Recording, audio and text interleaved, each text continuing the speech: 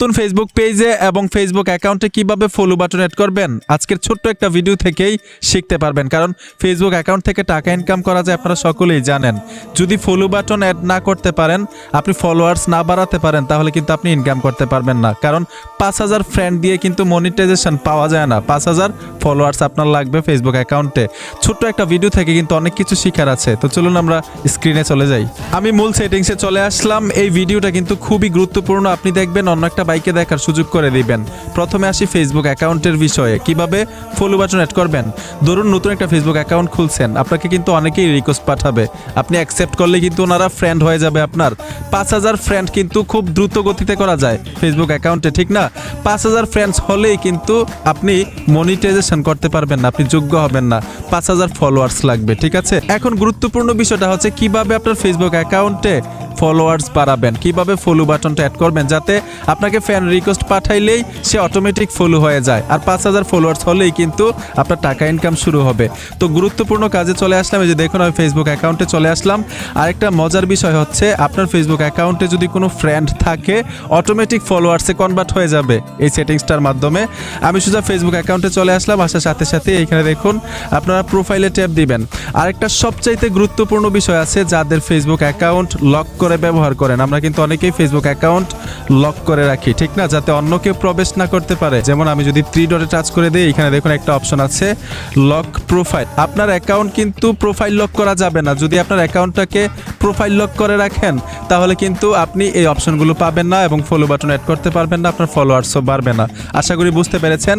এর জন্য কি করতে হবে? প্রথম কাজটা হচ্ছে আপনারা ফলো সেটিংসে চলে আসবেন। এই যে দেখুন উপরে ফলো সেটিংসে এসে সবগুলোর মধ্যে পাবলিক দিয়ে রাখবেন। সবগুলোর মধ্যে, যতগুলোর মধ্যে পাবলিক অপশন আছে, পাবলিক দিয়ে দিবেন। এইখানে দেখুন পাবলিক পোস্ট নোটিফিকেশন লেখা আছে, এখানে আপনারা এভরিওয়ান দিয়ে দিবেন। এই যে দেখুন এভরিওয়ান মানে সবাই। যখনই আপনি পোস্ট করবেন ফেসবুক অ্যাকাউন্ট থেকে, সবার কাছে, সকলের কাছেই কিন্তু নোটিফিকেশন পৌঁছাবে।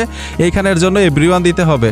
তো আমি এভরিওয়ান দিয়ে দিলাম। এইখানে সব কিছু ঠিকঠাক আছে। আমি এখান থেকে বের হয়ে আসবো।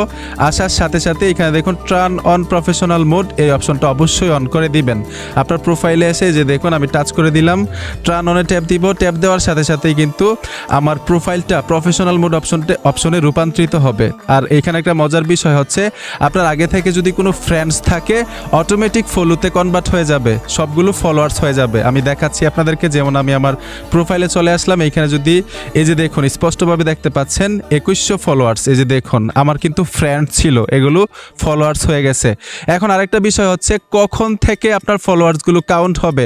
যদি আপনি 5000 ফ্রেন্ড করে এই অপশনটা অন করেন, 5000 ফলোয়ার্স হয়ে যাবে এখানে, তখন কিন্তু আপনার একটা ফলোয়ার্সও কাউন্ট হবে না।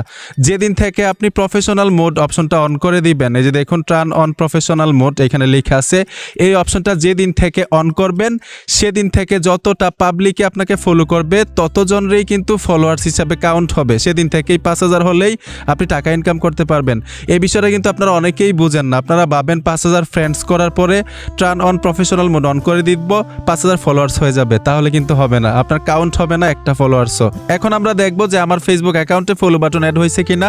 এই যে দেখুন ভিউ আছে, টাচ করে দিবেন। এখান থেকেই দেখতে পারবেন আপনার ফেসবুক প্রোফাইলটা পাবলিকের কাছে কিরকম পৌঁছাবে। এই যে দেখুন ভাই, অটোমেটিক ফলো বাটন চলে আসছে এবং আমার ফলোয়ার্স কত এখানে দেখাচ্ছে। ঠিক এইভাবে আপনাকে দেখাবে ফলোয়ার্স কত। আপনার যত ফ্রেন্ড থাকবে অটোমেটিক ফলোতে কনভার্ট হয়ে যাবে।